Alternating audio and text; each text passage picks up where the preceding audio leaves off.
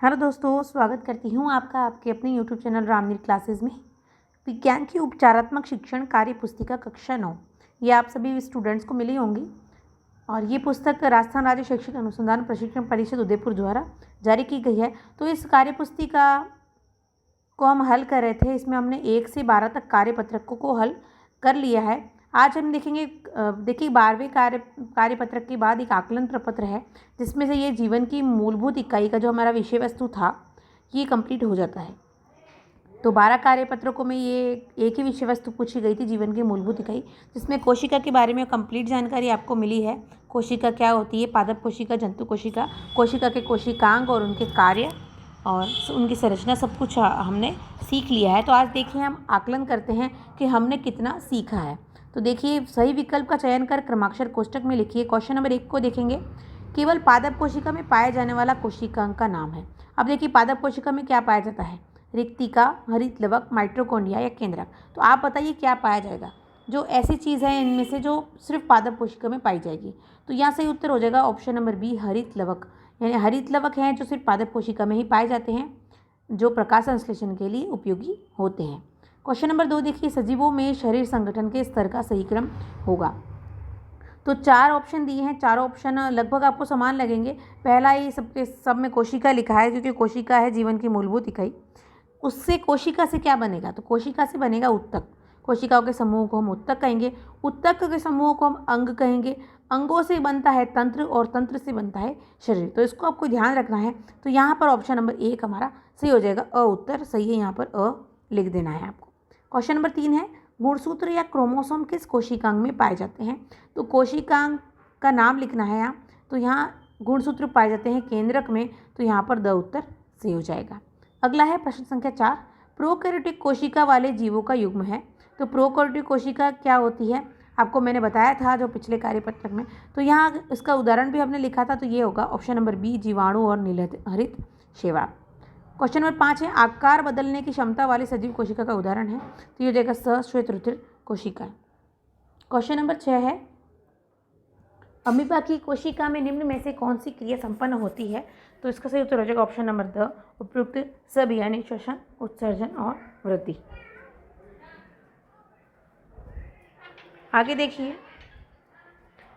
Page number 13 complete हो गया है, 6 क्वेश्चन कंप्लीट हो गए हैं। 7वां देखिए, 7वें में रिक्त स्थानों की पूर्ति उचित शब्द द्वारा करनी है। पहला है, एक समान कोशिकाओं का समूह जो विशिष्ट प्रकार्य करता है क्या कहलाएगा। तो इसको लिखना है आपको, उत्तक, उत्तक कहलाएगा।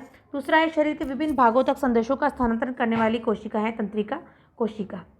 तीसरा है, अमीबा के पादाप चलने और भोजन पकड़ने का कार्य करते हैं। तो आप जो भी रिक्त स्थान था मैंने भर लिया, आप देख के भर लेना। चौथा है, कोशिका की खोज रॉबर्ट हुक ने की थी 1665 में। 5वां है, कोशिका का आवर्तिक प्रतिबिंब प्राप्त करने के लिए सूक्ष्मदर्शी का उपयोग किया जाता है, यहाँ लिखना है सूक्ष्मदर्शी। 7वां है, कोशिका को 6ठा है, कोशिका को आकार प्रदान करने वाला कोशिकांग होता है कोशिका झिल्ली। तो यहाँ पर 6 रिक्त स्थान थे जिनके मैंने उत्तर लिख लिए हैं। 8वां प्रश्न है, सत्य और असत्य। तो बताइएगा। पहला है, एक कोशिकीय जीव में एक ही कोशिका होती है। तो ये बात सही है या गलत है, तो सत्य है, सत्य है तो राइट कर देना है। पेशी कोशिका शाखान्वित होती है, तो नहीं होती है, ठीक है। आगे, किसी जीव की मूल संरचना अंग है, तो नहीं है, मूल संरचना क्या होती है, कोशिका होती है। अमीबा की आकृति अनियमित होती है, सॉरी यहाँ तो क्रॉस करेंगे आप, क्योंकि मूल संरचना अंग नहीं होती है, कोशिका होती है, और अमीबा की आकृति अनियमित है तो राइट करना, यानी कि इन दोनों को राइट करना, इनको रॉन्ग करना, या मैंने कर रखा है, ठीक है। अगला है, नवा है, निम्न चित्र को पहचान कर उनकी कोशिका की साइज़ लिखनी है। तो पहली कोशिका को पहचानिए, ये क्या है, जीवाणु कोशिका है। जीवाणु कोशिका की साइज़ क्या होती है, देखिए प्रोकैरियोटिक और यूकैरियोटिक पढ़ा था, उसी में करना है। जीवाणु कोशिका की साइज़ है 0.1 से 0.5 mm। और दूसरी है शुतुरमुर्ग का अंडा, इसकी साइज़ होगी 170 mm से 100 गुणा 130 mm। ये आपकी किताब से ही मैंने लिखा है, इसलिए बिल्कुल सही है। आगे देखिए क्वेश्चन नंबर 10 है, प्रकृति में साइज़ के अनुसार सबसे छोटी कोशिका और सबसे बड़ी कोशिका की जानकारी दीजिए। तो सबसे छोटी कोशिका होगी जीवाणु कोशिका है, साइज़ है इसकी 0.1 से 0.5 mm। सबसे बड़ी कोशिका है शुतुरमुर्ग का अंडा, इसकी साइज़ है 170 mm गुणा 130 mm। तो ये आपकी 10 प्रश्न का उत्तर हो गया है। 11वां देखिए, नीचे दिए गए संकेतों की सहायता से पहेली को पूरा करना है। वर्ग पहले हम भरते हैं, उसी प्रकार है, बाएं से दाईं ओर भरना है और ऊपर से नीचे की ओर भरना है। तो आपको इस प्रकार से भरना है, देखिए ऊपर से नीचे से देखते हैं। पहला, कोशिका झिल्ली और केंद्रक झिल्ली के बीच का पदार्थ। कोशिका झिल्ली और केंद्रक झिल्ली के बीच का पदार्थ क्या हो जाएगा? तो ये हो जाएगा ऊपर से नीचे, ये हो जाएगा कोशिका द्रव्य। ठीक है। फिर है यह प्रकाश संश्लेषण के लिए आवश्यक है। तो प्रकाश संश्लेषण के लिए क्या आवश्यक है? तो ये हरित लवक आवश्यक है। तो यहाँ मैंने लिख दिया है हरित लवक। ऊपर से नीचे 2 ही थे। फिर देखिएगा यह बाई से दाई ओर, तो उसमें 1 नंबर देखिए सजीवों के मूलभूत संरचनात्मक इकाई है। तो ये क्या हो जाएगी? कोशिका। ठीक है। फिर है कोशिका द्रव के बीच का रिक्त स्थान, तो यहाँ होगा रिक्तिका। और यह कोशिका द्रव से एक झिल्ली द्वारा अलग होता है। क्या होता है? तो यहाँ लिखना है केंद्रक। ठीक है।